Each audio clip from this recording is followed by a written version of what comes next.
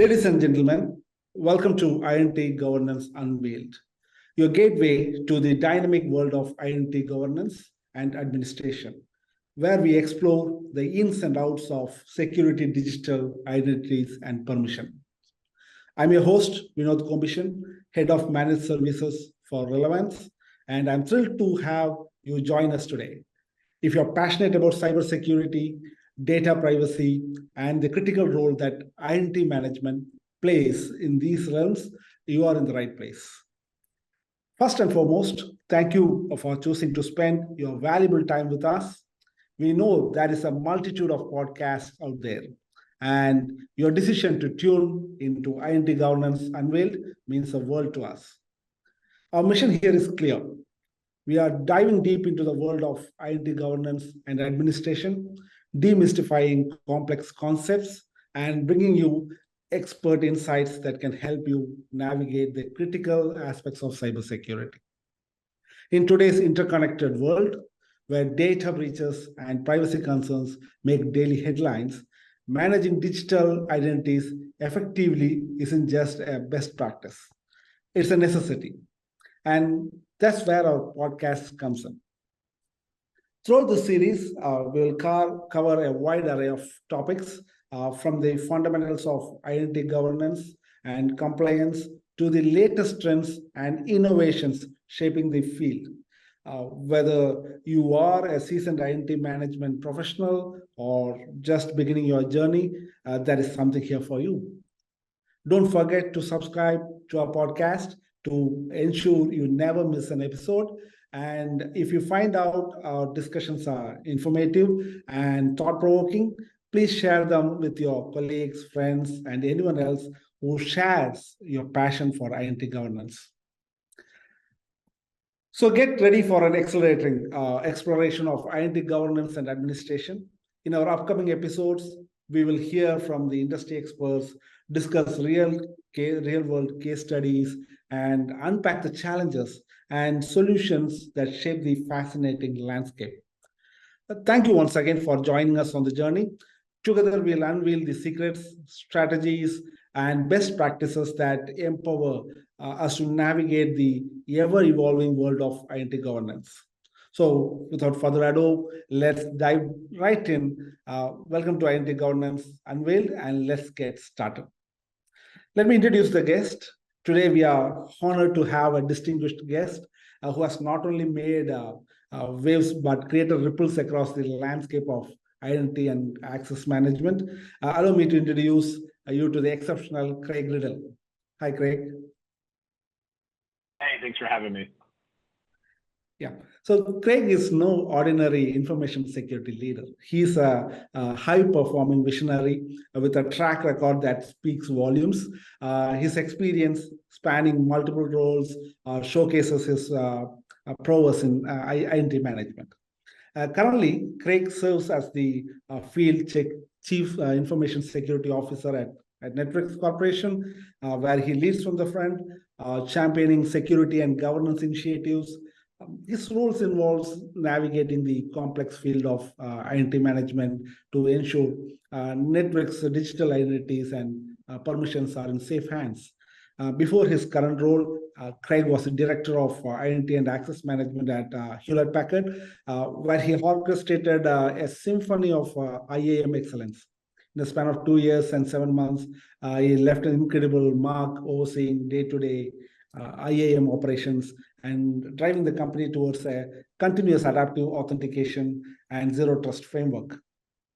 His journey through the world of cybersecurity has also seen him as the Senior Manager for Global Account Solutions Architecture at Trend Micro and various other roles since 2007. Craig Riddell is not just a leader, he is a visionary. His career is a testament to his ability to analyze, design, develop, and implement solutions for modern security challenges. His strong interpersonal and communication skills have made him a trusted advisor and mentor to many. With such a remarkable background, we are in for an enlightening discussion today. Welcome to the podcast, Craig, and let's dive right into the conversation. Absolutely, let's do it. Craig, it's truly a honor to have you with us today. Your journey and experience in the realm of IT and access management are nothing short of remarkable. However, I'm sure there are even more facets into your story. Is there anything significant that I might have missed in introducing you?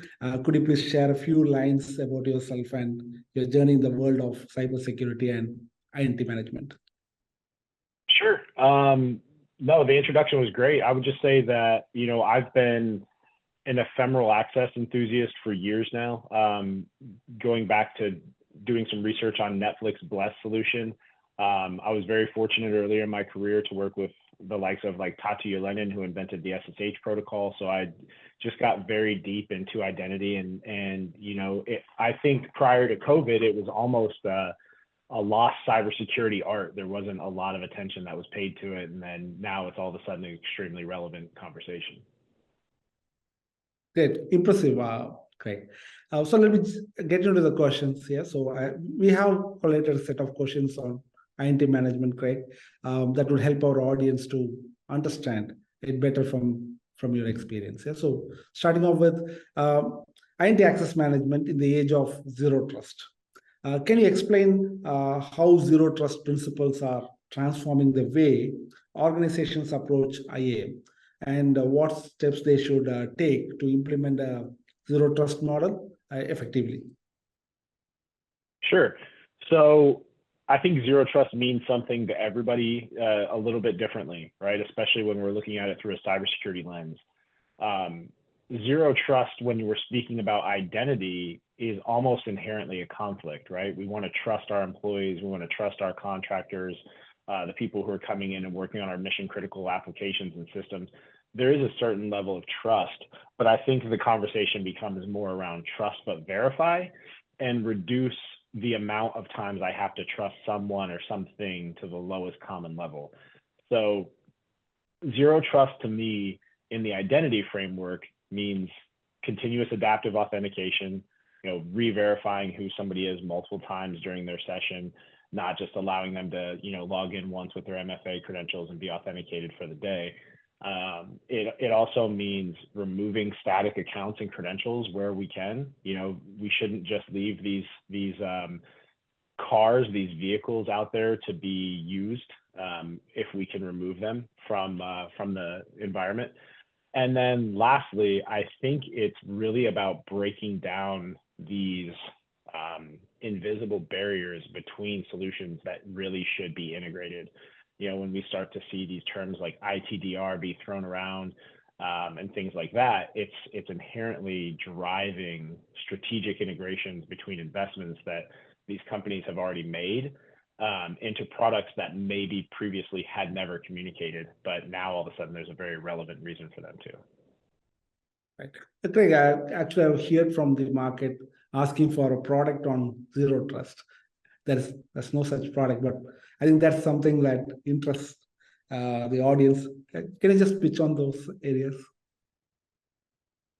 Sure. I don't think there is a product that can give you zero trust, right? I think it's more of a mindset. It's more of a philosophy or something that you are attempting to obtain, but will probably in reality never truly get there.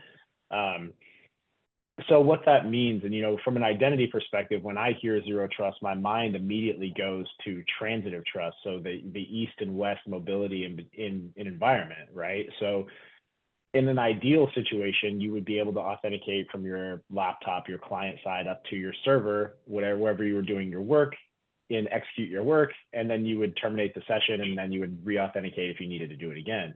In reality, what tends to happen is that authentication happens once, and then you bounce from that server laterally through your environment to do the rest of your work throughout the day.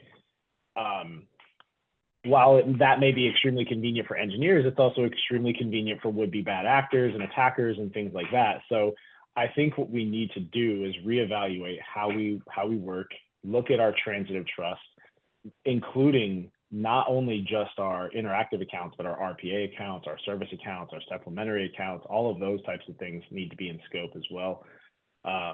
And really what you're trying to do is remove complexity from your network to where you're not slowing down your business to an unacceptable level. but you're adding this level of auditing, monitoring, and control so you can make sure that people are doing, it's the person who says that they are doing the job that they said that they're doing at the time they said that they're doing it, right? And they're not doing anything outside of that. True, true. I have an interesting question here, Craig, like balancing security and user experience. IAM often involves trade-offs between security and user convenience. How can organizations strike the right balance to ensure both security and seamless user experience? That is a very good question. And I think, I had written a paper a couple of years ago called Security at the Speed of Business. And really what that meant to me at the time was we have this provisioning process. And at the time I was evaluating kind of the market and I'm talking to other CISOs. And I think what we were starting to see is the loss of this provisioning process. It was no longer a stop to get a server provisioned. You had to stop by cybersecurity. We get to put all our tools on it, and then you get to go do your job, right? And we could be kind of acting like a traffic cop and tell, no, you cannot do this. Yes, you can do this. Well, with rapid cloud adoption, that provisioning process massively changed, and all of a sudden the business was just able to outrun cybersecurity. It made us level up our skill set. It made us get into things like DevOps. It made us get into a lot more forward-leaning technologies. But then also what you end up having to do is evaluate the vendors and security solutions that you had purchased because your ecosystem has now changed. The way you're authenticating has now changed. The way that you're doing user provisioning has changed. All of these things have changed dramatically. So where you used to be able to put a cybersecurity tool in place and it would change the user experience, now you're starting to see a lot bigger pushback, and user acceptance is a big part of a lot of purchasing programs now. So if you go in and you buy a tool that's going to dramatically change the way that a DevOps team, for example, does their day-to-day tasks, it's probably not going to be accepted. Tools need to be a lot more agnostic. They need to be run, or they need to have the option to be run headless. You can't go in and change the user experience like you used to. So I think that the business was able to turn around and put a lot more of that ownership back on the cybersecurity vendors and say, do better. And you're starting to see a lot more innovation because of that. And it's really exciting to see the amount of changes in the IAM space, especially over the past 2 to 3 years. Okay. I have a real world question today, Craig, is like IAM and the remote work revolution, right? So with the rise of remote work, how has IAM, Identity Access Management, evolved to secure remote access and endpoints effectively? What are the critical considerations for managing identities in a distributed workforce? Another really good question, right? I think that you started to see this with COVID as companies started that had never had a work from home policy all of a sudden had to pivot. And companies that had a strong identity program were able to pivot pretty well. And companies where identity had been maybe neglected or forgotten for a while really struggled. And some companies still are struggling to try to figure out this problem, right?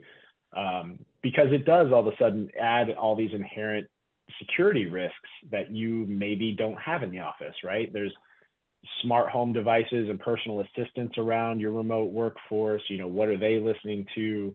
Are you actually authenticating from your work computer, or using your home laptop or your personal iPad? So all of a sudden device trust becomes very relevant for authentication and authorization purposes.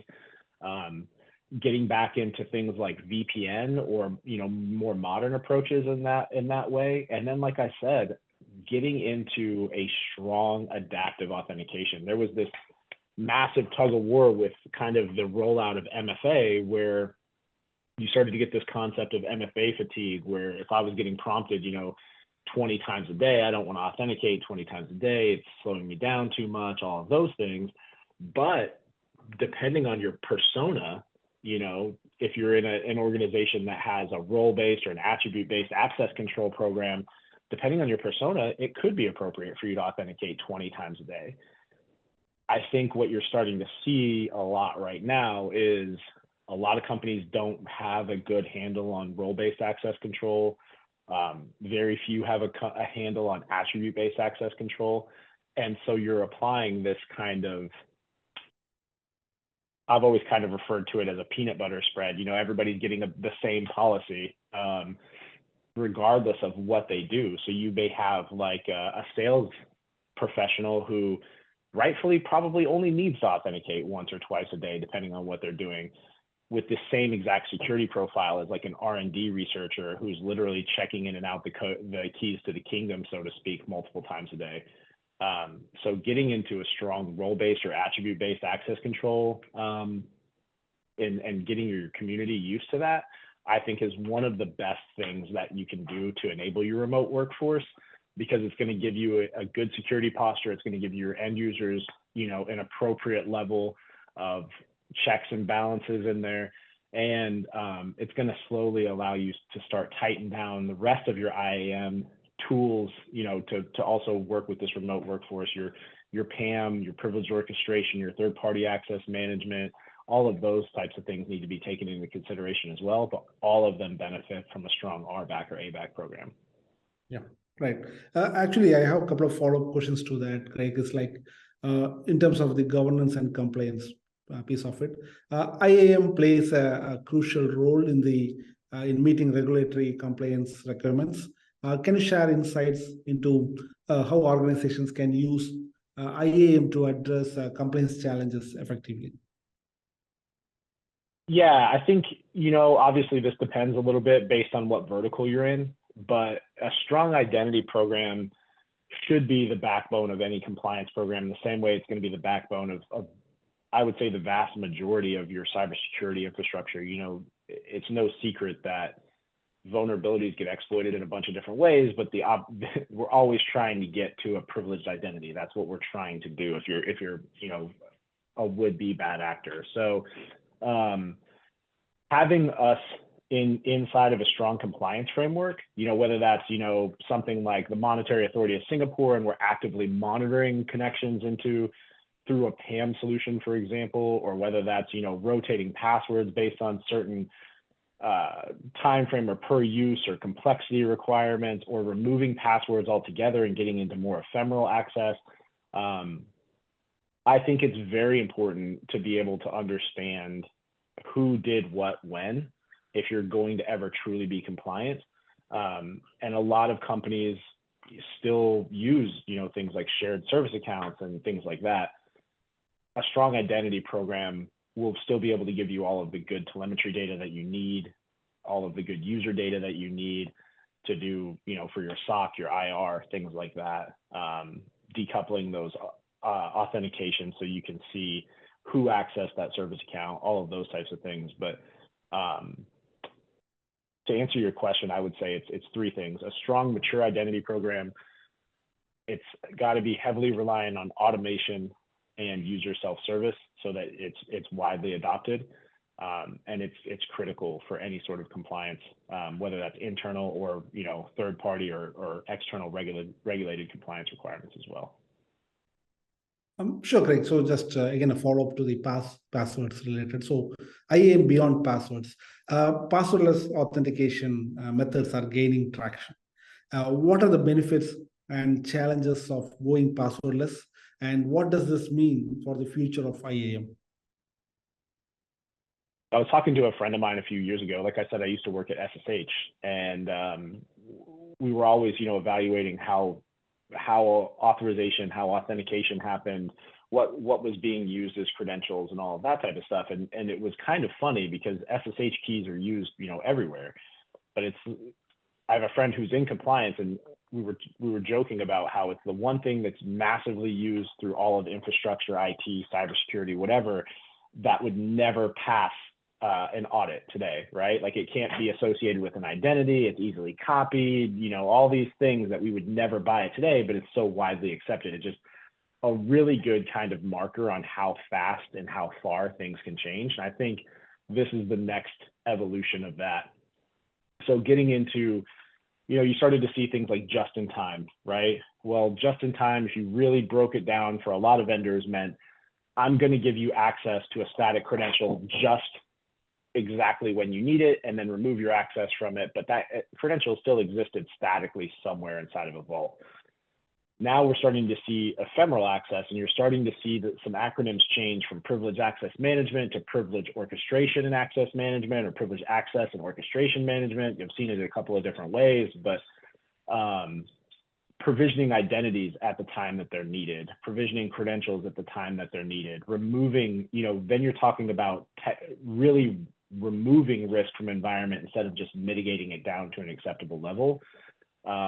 And the analogy that I like to use here is like calling a taxi, right? I wouldn't wake up first thing in the morning and call a taxi because I might need to go somewhere that day. I wake up in the morning, I go about my business, and I call an Uber or a taxi or whatever it happens to be when I need to do something. That's kind of the same way that we should go down to identity. And of course, there's always going to be identities that live out there statically. However, we should reduce that down to the lowest possible number. Okay. Okay. So, like in a multi-cloud environment, Craig, as organizations embrace multi-cloud strategies, how can IAM adapt to provide consistent and secure access management across diverse cloud platforms?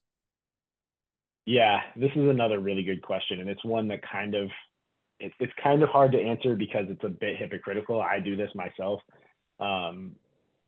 I think the best thing that you can do as an identity professional is find an agnostic tool. Let's not forget the reason why public cloud was kind of originally adopted, right? Like the whole thought process behind it was that I would have these 3 or 4, 5, depending on how you look at it, public cloud providers, and I could move my workloads from A to E, whatever it happened to be, where it was cheapest to run it at the time, right? And all of them had little strengths and weaknesses.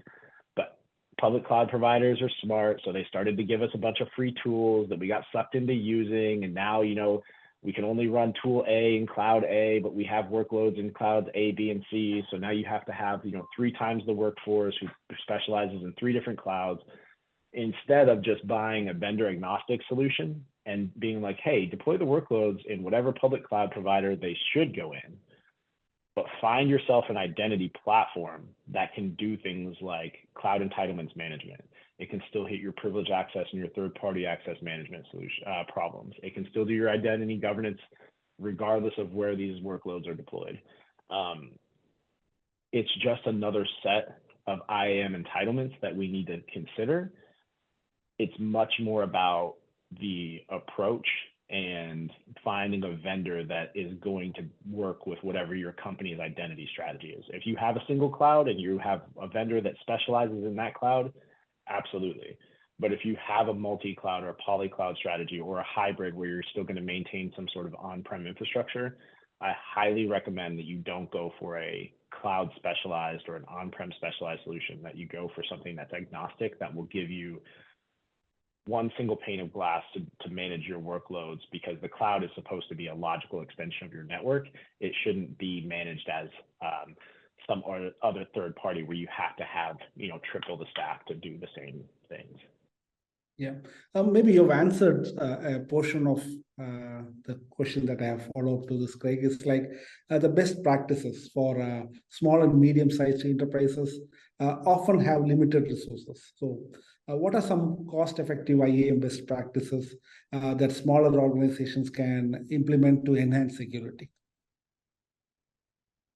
Yeah, another great question. And obviously this does change at a certain size and scale. You start to look at for point solutions, things that offer, best of breed type of deployments.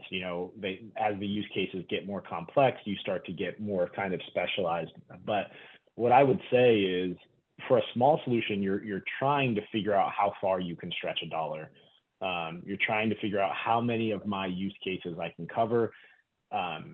Probably a good place to start is your cybersecurity insurance. What identity regulations do you need to, what identity tools do you need to deploy in your environment? I know PAM is being forced as a lot of cybersecurity regulators and insurers now. So that is certainly something. But I would say with small to medium-sized businesses, the best thing that you can do is try to find a platform approach. Something like,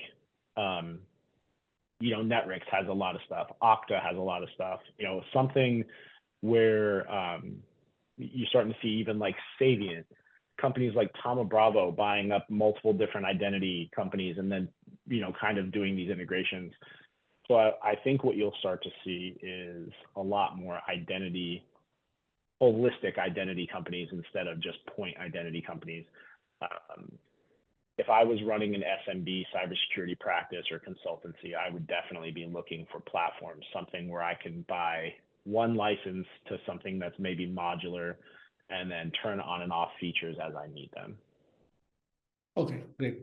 Coming to the IoT devices based challenges in managing identities and access, how can organizations secure IoT devices effectively and integrate them into their IAM systems?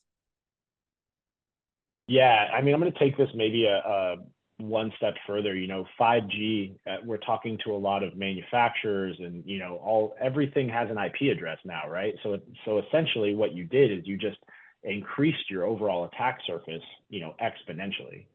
And while it may be something that we traditionally haven't looked at, we've done some data we've done some breach assessments, and right, we've seen some recently through a fish tank, through an air conditioning unit, for example, various things that if it's on the network, it could probably be subject to a vulnerability, and it's probably going to give you some sort of access somewhere, right? And now from an identity perspective, all of these things that were traditionally black boxes, IoT devices, manufacturing equipment, all of third-party appliances, whatever it happened to be, are all of a sudden incredibly relevant. And it becomes very important to understand, what those things are doing, how they're being patched, how they're being updated, what credentials are being used to log into them. And while you might not be able to manage the identity directly, it's important that we can manage, or at least audit and control, the data flow, the authentication credential, things like that. So we at Netwrix, we've been asked to explore this in the realm of third-party managed print services. We've been asked to do this in manufacturing environments, healthcare, 3D printing specifically in healthcare is another one. There's a lot of these types of opportunities now where these devices, while they were kind of exceptions in cybersecurity policies, and now all of a sudden the exceptions aren't getting approved. So I think it all of a sudden does become incredibly relevant to start looking at those things as well. Yeah, right, Kay. I have a very interesting question that is an audience choice. It's regarding IAM and artificial intelligence. So how are artificial intelligence and machine learning shaping the future of IAM? Can you provide examples of how AI-driven IAM solutions are improving security? Yeah, this is another one for me personally that I love. I think, AI is something that could be used to gain, a vast amount of knowledge in a short amount of time. Just like anything else in the world, though, it could be used for nefarious purposes. We got to put some checks and balances around it. Understand that, whoever's running the AI bots that we're asking all of these questions to is also recording all of our information. So making sure that we're not putting PII out there and all of that type of stuff. I don't think that there's exactly a really good solution for that right now, other than just blocking it. I would like to see a lot more like filtering and pattern matching and stuff like that go into those types of engines as well. But to improve cybersecurity, like earlier I was talking about role-based access controls and attribute-based access controls programs. And for any identity professionals, they've probably heard this or at some point in their career, in IGA, setting up an RBAC or an ABAC program was traditionally, you kind of had these 3 threes. And it was kind of unfortunately known in the industry that you were going to spend about 3 years and about $3 million to get about 3 connectors. That's regardless of which IGA vendor you use that was out there. It's just, data mining, role mining, all of that stuff was incredibly complex. Now you're starting to get some next gen IGA platforms out there that can dramatically reduce that time. And it's almost all through a strong AI and ML learning. You go look at a French company called UserCube. They do a very good job of that. You're starting to see, even the big IGA vendors in the space getting much more into AI and ML. I'm curious to see what process RPA will play in a modern identity program. But yeah, I think just like anything else, it can be used for massive amounts of gains in a very short amount of time, or it could potentially be used to, with the best of intentions, but leak a lot of data. So we're still putting some guardrails around that, but definitely leveraging it to reduce times and give you a quicker time to value for our customer base for sure. True. Craig, actually, we had a previous podcast which speaks about how the AI data training, leaks lots of privileged information and how we can stop. So that's something we had one of the previous podcast session, and we have an upcoming webinar as well on the same topic, because there's a lot of interest among the audience on this specific topic. So that's something that you brought up. Oh, nice. Yeah, and we have come to the last question, Craig, is primarily on the IAM, the post-pandemic world. Looking ahead, what trends do you foresee in the world of IAM as organizations adapt to the post-pandemic landscape? How will IAM strategies evolve? Yeah, I think that for me, I'm seeing a lot of companies, like I said earlier, buy up point solutions. Earlier in the year, you saw Thoma Bravo make some pretty strategic acquisitions. You're seeing Savient do the same thing around some of their platform. Netwrix, the company I work for, we're certainly doing the same thing, creating a one-stop shop for everything IAM. I think that you'll start to see the PAM market change pretty dramatically. For anybody following Gartner or Forrester, their definitions of the PAM space are starting to shift pretty dramatically into much more of the identity orchestration space. So I think that you'll start to see a gap close between what historically was known as PAM and historically known as IGA. And I think you'll start to see those things come closer together into privileged orchestration and identity management. But in a post-pandemic world, we were talking before the podcast started, and I think it's really, identity was kind of a forgotten thing for a long time, and maybe not forgotten, but definitely not prioritized. There was just always something else that needed the funds, needed the cycles to go out and do. And then all of a sudden, the world stopped with COVID, and all these companies were forced to either stop with the world or pivot to allow remote workforce. And a lot of companies just were not set up for it. If you don't have an identity-centric cybersecurity program, if you're not looking at telemetry data from the identity layer, it can be incredibly hard to manage this in a post-pandemic world where essentially all access is third-party access, all access is remote access, not third-party, all access is remote access. And, your third-party access management also becomes incredibly complex. I know used to be, if you were a consultant, you'd come in, we'd give you your company laptop that was extremely locked down, your company ID that was extremely locked down, and you could only do your job from our facility. You had no way to work remotely. Even if you got called in the middle of the night, you were driving to the office and getting in because that was our access policy, right? And then all of a sudden that changed, and it started to become very, very hard to look at not only our privileged users in research and development and day-to-day engineers and all of that type of stuff, but now all of a sudden, hey, what about our third-party developers that are checking in and checking out code? What about our third-party support resources? All of these things became issues that we had to troubleshoot. So I think identity will remain at the forefront of cybersecurity for a very long time. And I think that the market is starting to realize that, because you're starting to see a lot of terms like identity is the new perimeter, and, all of these cool new marketing terms that really, identity professionals have always kind of known, but it's nice to at least see it acknowledged in the industry. Right, Craig. So, and that's wraps for another enlightening episode of Infoseccast. We have had the privilege of delving deep into the world of identity and access management with our esteemed guest, Craig. Craig, your insights and expertise have been nothing short of exceptional, and I'm sure our listeners have gained a wealth of knowledge and knowledge today.